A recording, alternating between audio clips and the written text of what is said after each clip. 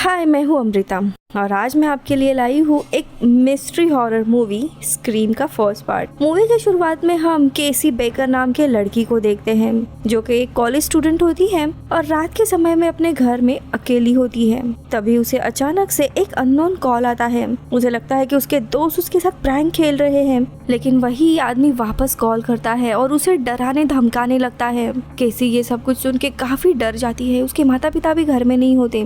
वो आदमी केसी को बताता है कि केसी का बॉयफ्रेंड स्टीव को उसने किडनैप किया है और उसके ही घर के बाहर बंद करके रखा है और केसी को जबरदस्ती एक गेम खेलने पर मजबूर करता है। और वो उसे कहता है कि वो हर एक क्वेश्चन पूछेगा और अगर केसी ने गलत जवाब दिया तो स्टीव मरेगा। और वो उसको एक सवाल पूछता है जिसका जवाब केसी गलत देती है और उसके गलत जवाब से ही वो सीधा स्टीव को मार देता है। और फिर केसी के घर में एक ब्लैक रोब और गोस्ट मास्क पहनकर घुस जाता है और केसी को भी मार देता है। और अगले दिन केसी के पेरेंट्स को उसका शरीर एक झाड़ पे लटका हुआ मिलता है और ये सीन इधर ही कट होता है। यहाँ पे इस टाउन में जब केसी का मर्डर हो रहा था तो वही दूसरी जगह पे हम सिडनी नाम के लड़की को देखते हैं जिसका बॉयफ्रेंड बिली उसके विंडो से उसके रूम में जाता है और वो दोनों भी मेकआउट करने लगते हैं। लेकिन सिडनी उसके साथ इंटीमेट नहीं होती क्योंकि उसके घर पर उसके पिता होते हैं जो कि अगली सुबह कुछ दिन के लिए टाउन से बाहर जाने वाले थे, जिसके बाद सिडनी अपने घर में अकेली ही होने वाली थी। सिडनी बिली को अपने घर पे भेज देती है अपने पिता से डरते हुए। अब अगली सुबह सिडनी अपने स्कूल में जाती है तो वहाँ पे काफी सारे रिपोर्टर्स और पुलिसमैन होते हैं क्योंकि पिछली रात केसी एंड स्टीव का मर्डर हुआ था। ये सब कुछ जानने के बाद सिडनी काफी ज्यादा डिस्टर्ब हो जाती है क्योंकि केसी उसी की क्लासमेट होती है और उसके पिता अब कुछ दिनों के लिए आउट ऑफ टाउन जाने वाले थे। यहाँ पे स्कूल में केसी के सारे क्लासमेट के साथ इन्वेस्टिगेशन हो रही थी जिसमें सिडनी को भी बुलाया जाता है केसी के बारे में पूछने के लिए। इनकी ही एक क्लासमेट टैटम पुलिस के साथ बहुत ही ज्यादा बात कर रही होती है क्योंकि उसका भाई ड्रू खुद एक पुलिस ऑफिसर होता है और इनके प्रिंसिपल हिमरे के साथ उसकी बातचीत हो रही थी। और यहाँ पे हमें सिडनी के बारे में पता चलता है कि करीब करीब 1 साल पहले किसी ने उसके माँ पर जबरदस्ती करके मर्डर किया था, जिससे सिडनी आज भी बहुत दुखी और सदमे में रहती है। अब सिडनी से भी पुलिस की पूछताछ होती है जिससे वो काफी डिस्टर्ब होती है और डरते हुए वहाँ से निकलती है। कुछ समय के बाद सिडनी बिली और अपने कुछ दोस्त यानी स्टू, रैंडी, टैटम, केसी और स्टीव के डेथ के बारे में बात कर रहे होते हैं और बार बार मर्डर की बात सुन सिडनी बहुत ही ज्यादा परेशान होती है और अपने घर चली आती है। अब घर में वो बेचारी अकेली थी। अब वो टीवी देखने लगती है और न्यूज में वो गेल नाम के रिपोर्टर को देखती है। यहाँ पे गेल सिडनी की ही माँ मॉरिन जो 1 साल पहले गुजर गई थी उन्हीं के बारे में बात करने लगती है। गेल का मानना होता है कि मॉरिन के मर्डर के लिए जिस कन्विक्ट को पकड़ा गया था यानी कॉटन वेरी वो बेगुनाह है। गेल ने उस गुनहगार से कुछ दिनों पहले इंटरव्यू लिया था और गेल को लगने लगता है कि कॉटन बेगुनाह है और उसे जानबूझ के सजा दी जा रही है और उसी की रिपोर्ट वो दे रही होती है जहाँ पे वो बताती है कि इंटरव्यू में ये पता चला था कि कॉटन और मॉरिन यानी सिडनी की माँ इनके बीच में अफेयर था और इसी कारण से वो मॉरिन को मार ही नहीं सकता। यहाँ पे गेल एक बहुत ही लालची रिपोर्टर होती है। जिन लोगों का मर्डर हुआ है उनके ऊपर कुछ न कुछ कमेंट या गॉसिपिंग करके अपने न्यूज का टीआरपी बढ़ाती थी और मॉरिन की डेथ की पब्लिसिटी का एडवांटेज लेकर उसने उनके ऊपर बुक भी लिखी होती है और इसी कारण से सिडनी को गेल जरा भी पसंद नहीं होती। अब इसी ट्रॉमा के साथ बेचारी सिडनी रात में सो जाती है।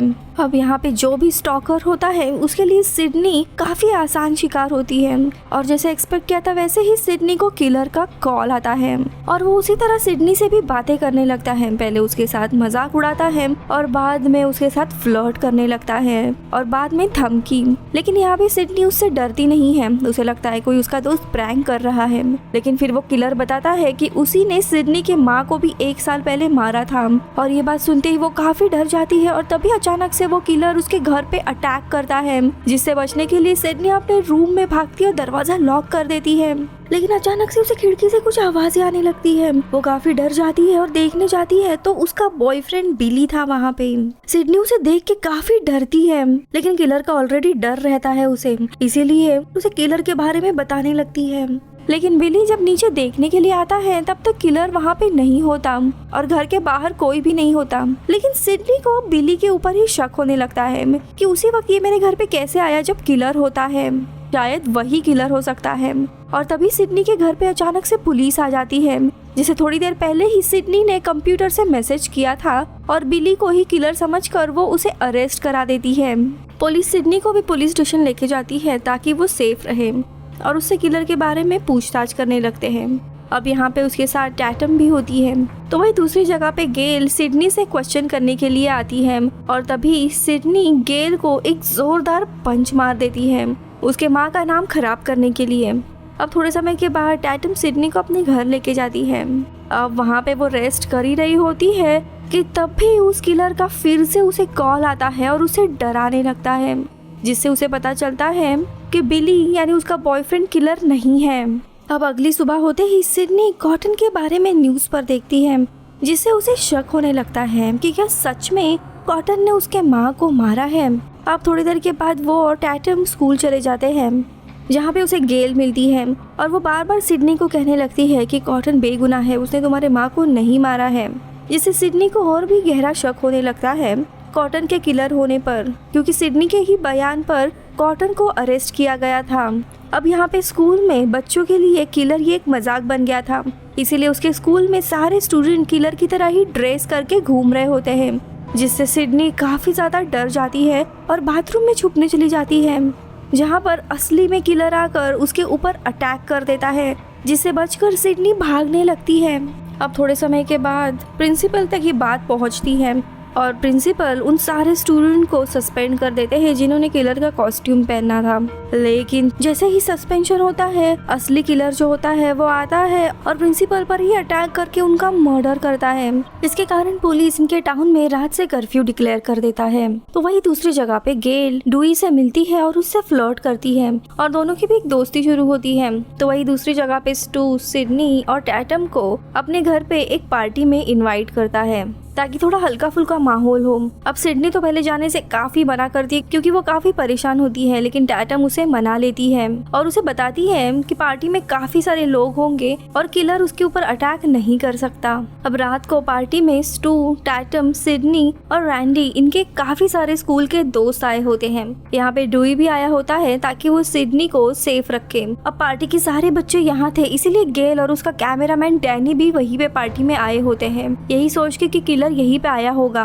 अब पार्टी में टैटम गैरेज में अल्कोहल लेने के लिए जाती है, जहाँ पर वही किलर पीछे से आके उसके ऊपर अटैक करता है और उसे गैरेज के डोर में ही फंसा कर मार देता है और हंसते हुए वहाँ से चला जाता है। अब ऊपर पार्टी में बिली और सिडनी एक रूम में जाते हैं, जहाँ पे सिडनी उससे माफी मांगती है और दोनों पे इंटीमेट होते हैं। डुई और गेल पास में ही एक कार का एक्सीडेंट का इन्वेस्टिगेशन करने के बहाने से बाहर निकल जाते हैं। अब थोड़े समय के बाद यहाँ पे पार्टी खत्म हो जाती है और लोग घर जाने निकलते हैं, लेकिन तभी सिडनी और बिली पर किलर अटैक करता है और बिली को पीछे से स्टैब करता है, जिससे बिली नीचे गिर जाता है। ये देख सिडनी काफी डर जाती है और वहाँ से डरते हुए भागती है और भागते हुए जो कैमरामैन रहता है डैनी उससे हेल्प मांगती है। तभी रैंडी जो कि टीवी देख रहा होता है, किलर पीछे से आके उसके ऊपर अटैक करने ही वाला होता है, लेकिन सिडनी की आवाज सुन के वो किलर रुक जाता है और डैनी के पास आकर उसका गला काट देता है। सिडनी काफी डरी हुई होती है, इसीलिए वो वहाँ से भागकर निकलती है। तो वही स्टू के घर पे डुई आ जाता है, जो कि गेल को बाहर ही खड़े रहने के लिए कहता है, जहाँ पे गेल को अपने कैमरामैन डैनी का खून दिखता है। ये देख वो अपनी वैन लेकर निकलती है। अब कुछ दूर जाते ही उसे सिडनी दिखाई देती है, जो इससे हेल्प मांग रही थी, लेकिन उसका बैलेंस चले जाता है और वैन के बीच में आने के कारण एक्सीडेंट हो जाता है। अब सिडनी को गेल के ऊपर ऑलरेडी गुस्सा होता है, इसीलिए वो उसे छोड़कर अपनी हालत बचाने के लिए स्टू के घर जाती है। तो वहाँ पे उसे स्टू मिलता है, जिसे किलर आग में स्टैब करता है। अब किलर से बचने के लिए डरी हुई सिडनी भागते हुए कार में जाके बैठती है, लेकिन उसकी कीज किलर के पास होती है, जो उसे दिखा के उसका मजाक उड़ाने लगता है, जिसे सिडनी भागने लगती है। तभी स्टू के घर पे रैंडी और स्टू आर्ग्यू करते हुए आते हैं कि कौन किलर हो सकता है, जरूर इनके स्कूल का ही कोई होगा। तो यहाँ पे सिडनी बेहोश ड्यू से उसकी गन लेती है और जब ये दोनों भी अंदर आने के लिए दरवाजा ठोकते हैं तो डरी हुई सिडनी दरवाजा नहीं खोलती, क्योंकि उसे पता नहीं होता था कि किलर कौन है।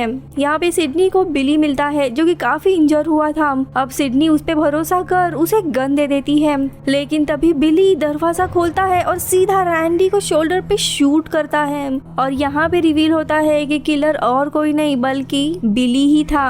और स्टू भी हंसते हुए उसके साथ घर में आता है, जिससे पता चलता है बिली और स्टू दोनों भी मिले हुए थे इस पूरे साजिश में, और ये दोनों सिडनी को टॉर्चर कर मारने वाले होते हैं। और बिली और स्टू ये सारी चीजें सिडनी के पिता पर डालने वाले थे। सिडनी के पिता को भी इन दोनों ने किडनैप कर लिया था। आगे बिली सिडनी को बताता है कि उसी ने उसकी मां मॉरिन के ऊपर जबरदस्ती कर उसे मार दिया था, क्योंकि मॉरिन और बिली के पिता का अफेयर चल रहा था, जिससे बिली की मॉम ने उन्हें छोड़ दिया था और उसी का बदला लेने के लिए बिली ये सब कर रहा था। और इन्होंने ही कॉटन को इस क्राइम में फंसाया था। यहाँ पर बिली और स्टू एक दूसरे को स्टैप करते हैं, जिससे पुलिस को यही लगेगा कि इनके ऊपर भी अटैक हुआ था। लेकिन तभी गेल आ जाती है और इन पर गन तान देती है, जिससे सिडनी को भागने का टाइम मिल जाता है। लेकिन तभी बिली गेल को बेहोश कर देता है और ये दोनों सिडनी को ढूंढने लगते हैं। लेकिन तभी इन्हें कॉल आता है किलर के वॉइस में। तभी बिली पर किलर के कॉस्ट्यूम में सिडनी अटैक कर उसे अम्ब्रेला में स्टैप कर देती है, जिससे वो काफी इंजर्ड हो जाता है। और फिर स्टू के साथ लड़ाई करके सिडनी स्टू के ऊपर भी टीवी फोड़ देती है, जिससे स्टू मारा जाता है। फिर वो रैंडी को देखने जाती है जो कि जिंदा होता है लेकिन काफी इंजर्ड। लेकिन तभी बिली पीछे से उठकर इनके ऊपर हमला कर देता है, जिस पर गेल आकर उसे शूट कर देती है। और तभी रैंडी बताता है कि किलर हमेशा मारने से पहले एक बार सरप्राइज अटैक करता है, और बिली भी ऐसा ही करता है, जिसे सिडनी उसके सर में शूट कर उसे मार देती है। और थोड़ी देर के बाद पुलिस आके ड्यू को हॉस्पिटलाइज करती है और इसी तरह सिडनी बाकी सारे लोगों की जान बचाती है। अपने पिता को भी वो ढूंढती है और सारी हकीकत बता देती है। फिर दोनों भी कॉटन को रिहा कर देते हैं क्योंकि वो बेगुनाह होता है, और मूवी इधर ही खत्म होती है।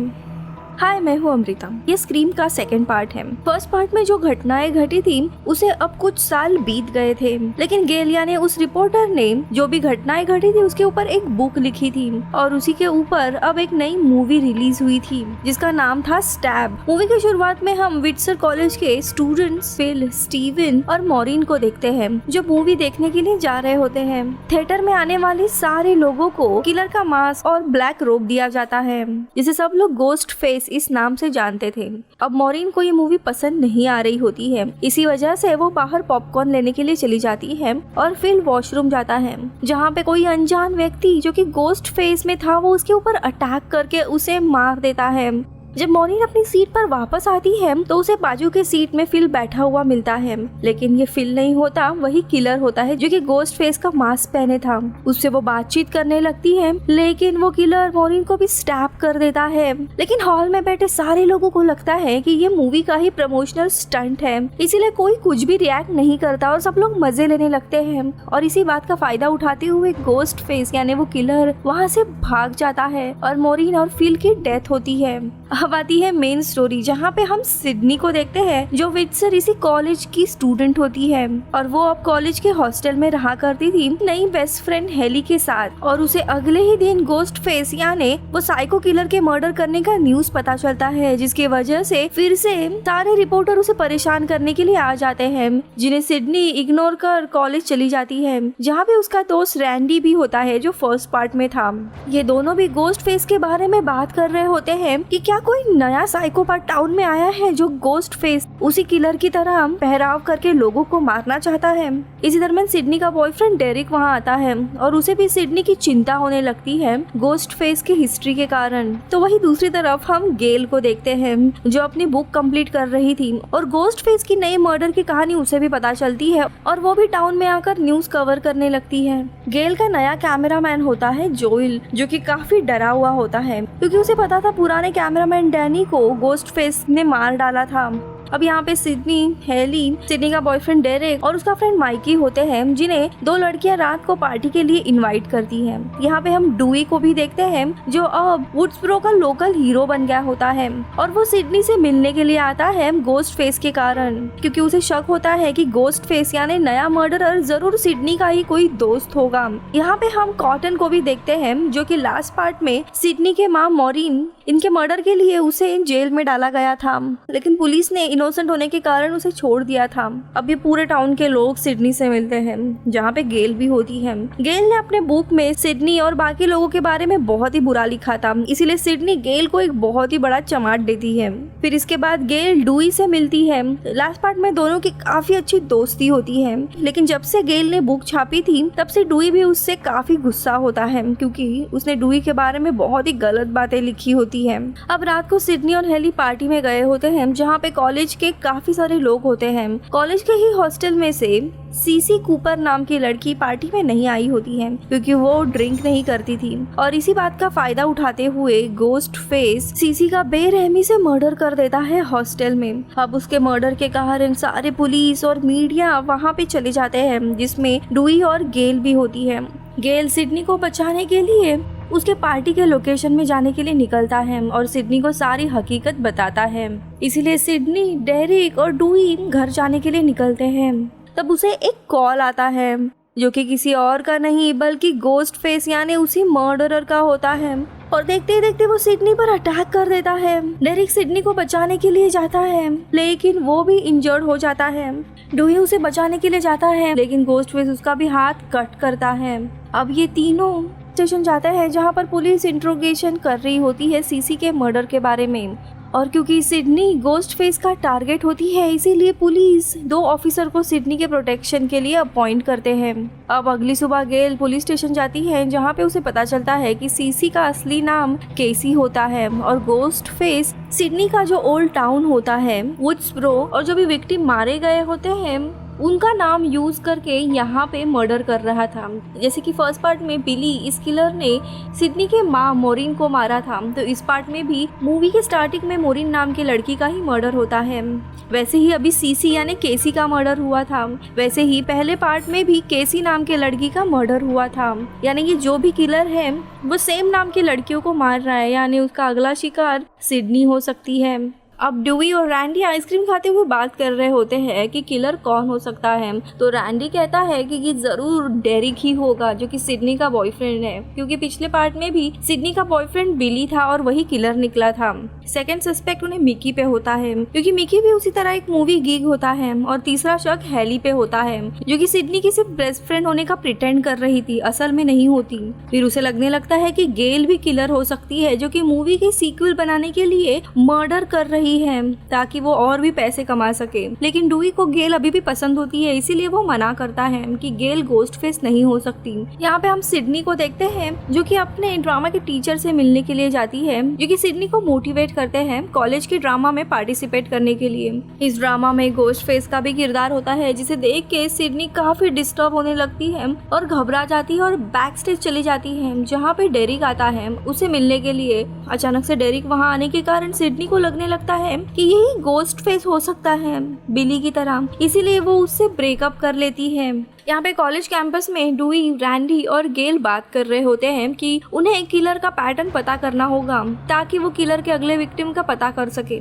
यहाँ पे गेल को बार बार कॉल आ रहे होते हैं, जिससे इरिटेट होकर रैंडी गेल का कॉल पिकअप करता है कॉलर को डांटने के लिए, लेकिन वो कॉलर और कोई नहीं बल्कि गोस्ट फेस यानी मर्डरर ही होता है, और वो गेल का नाम लेने के बजाय रैंडी का ही नाम लेता है, जिससे उन्हें पता चलता है कि ये किलर जरूर आसपास होगा, इन पे नजर रखे। इसीलिए ये लोग उसे ढूंढने लगते हैं कैंपस में। तभी वहाँ पे जोएल नाम के लड़के की वैन आती है और उसमें से एक गोस्ट फेस निकलता है और रैंडी को किडनैप करता है और उसे बार बार मारने की कोशिश करता है और उसका भी मर्डर कर देता है।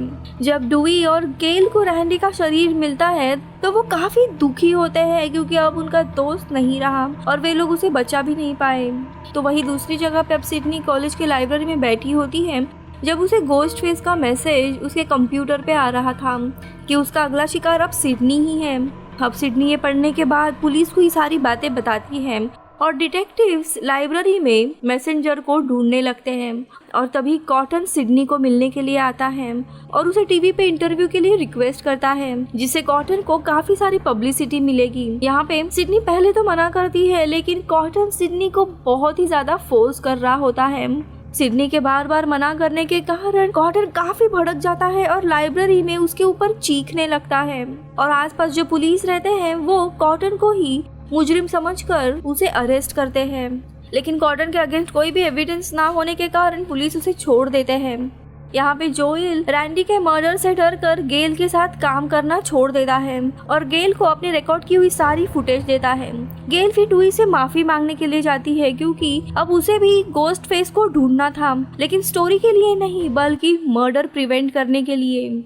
गेल और डुई विट्सोवर कॉलेज में जाते हैं जहाँ पे वे लोग जोएल ने दी हुई फुटेज प्ले करते हैं, जहाँ पे इन दोनों को भी वो फुटेज प्ले करनी होती है। लेकिन ये दोनों भी एक दूसरे के करीब आते हैं और इंटीमेट होने लगते हैं, लेकिन तभी उनके ऊपर गोस्ट फेस अटैक करता है जिसमें वो डुई को स्टैब कर देता है, लेकिन गेल बीच में आ जाती है। लेकिन गेल बच जाती है और वहाँ से भाग ही रही होती है कि तभी उसे वहाँ पे कॉटन मिलता है जिसके हाथ में खून लगा होता है। गेल को उसके ऊपर शक होने लगता है और वो पूछती है कि ये खून कहाँ से आया। तभी वो कहता है कि वो दरअसल डुई की हेल्प कर रहा था और उसे बचाने के वक्त उसका खून लगा, लेकिन गेल को वही गोस्ट फेस लगता है। इसी वक्त दूसरी जगह पे सिडनी और हैली को पुलिस ऑफिसर एक सेफ हाउस में लेके जा रहे होते हैं, लेकिन उसका ज्यादा फायदा नहीं होता क्योंकि गोस्ट फेस उन पर अटैक कर दोनों पुलिस ऑफिसर को मार देता है। लेकिन इनकी कार का एक्सीडेंट हो जाता है जिसमें गोस्ट फेस तो बेहोश हो जाता है और सिडनी और हैली कार में ही फंस जाती है। दोनों भी कार से निकलकर भागने की कोशिश करते हैं और तभी गोस्ट फेस को होश आता है और इनके पीछे लग जाता है और देखते देखते हैली उसका शिकार बन जाती है और वो उसे मार देता है। सिडनी भागते हुए अपने कॉलेज के थिएटर में आ जाती है जहाँ पे वो देखती है कि गोस्ट फेस ने डेरेक को बांध के रखा है और यहाँ पे गोस्ट फेस रिवील होता है वो और कोई नहीं बल्कि डेरेक का दोस्त माइकी होता है, जो कि सिडनी को कन्विंस कर रहा होता है कि डेरेक उसका किलर पार्टनर है। और इनके आर्गुमेंट में माइकी डेरेक को शूट कर उसे मार देता है और बताता है कि डेरेक बिल्कुल इनोसेंट था और किसी भी मर्डर में वो उसके साथ नहीं था, जिससे पता चलता है कि माइकी एक साइकोपैथ था और जब से उसे सिडनी और उसके पास्ट के बारे में पता चला था तब उसे भी उसी तरह किलिंग करनी थी और इसी कारण से वो वैसा ही मास्क और रोप पहनकर किलिंग करने लगा था। तभी यहाँ पर डेबी लूमिस आती है जो कि दरअसल सिडनी के फर्स्ट बॉयफ्रेंड बिली की मॉम होती है और सिडनी को लग रहा था कि उसने फर्स्ट मूवी में उसे मार दिया था क्योंकि वो भी साइकोपैथ होती है, लेकिन वो जिंदा थी और डेबी को काफी टाइम से सिडनी से बदला लेना था और उसी के सही मौके का वेट कर रही होती है और इसी कारण से वो एक रिपोर्टर बनने का प्रिटेंड कर रही थी। और यहाँ पर वो गेल को हॉस्टेज बना लेती है और फिर मिकी को शूट करती है जिससे मिकी जख्मी होता है और मिकी उसे मारने के लिए जाता है, लेकिन गोली गलती से गेल को लगती है और वो भी जख्मी होती है। यहाँ पर ये सब कुछ चल ही रहा था तभी सिडनी डेबी को चकमा देकर बैक स्टेज चली जाती है जहाँ पे उसे कुछ प्रॉप जैसे फॉग मशीन, लाइट्स और बाकी का कुछ सामान मिलता है जिसका यूज करके वो डेबी के ऊपर हमला कर उसे जख्मी कर देती है। लेकिन फिर भी डेबी सिडनी को पकड़ लेती है, लेकिन तभी थिएटर में कॉटन आ जाता है। वो अभी भी सिडनी को कन्विंस कर रहा था कि उसे एक इंटरव्यू दे और वो गन लेकर उसे ब्लैकमेल करने लगता है, जिसके लिए फाइनली सिडनी मान जाती है और तभी डेबी उसके ऊपर हमला करने वाली होती है कि कॉटन डेबी को शूट कर मार देता है, जिसके बाद ये दोनों भी जाकर गेल को बचाते हैं क्योंकि वो काफी जख्मी हुई थी। फिर सिडनी गेल को एक गन देती है और खुद कॉटन से उसकी गन लेती है और मिकी जो इनके ऊपर अटैक करने आ ही रहा होता है तभी गेल और सिडनी उसे बार बार शूट कर मार देते हैं और सिडनी आखिरी में डेबी को सीधा एक हेडशॉट करती है जिससे कि उसकी डेथ हो जाती है।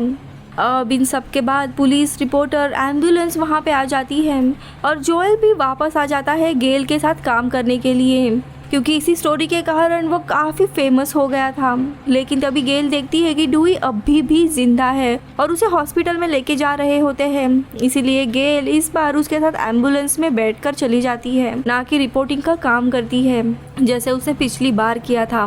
यहाँ पे सारे रिपोर्टर सिडनी को इंटरव्यू करने के लिए आते हैं, लेकिन वो कॉटन को इंटरव्यू करने के लिए कहती है क्योंकि उसे भी फेम की ज़रूरत थी और उसी के कारण कॉटन की ज़िंदगी बर्बाद हुई थी। लेकिन वो अभी कॉटन को एक चांस देती है और वो भी फेमस बन जाता है और मूवी इधर ही ख़त्म होती है।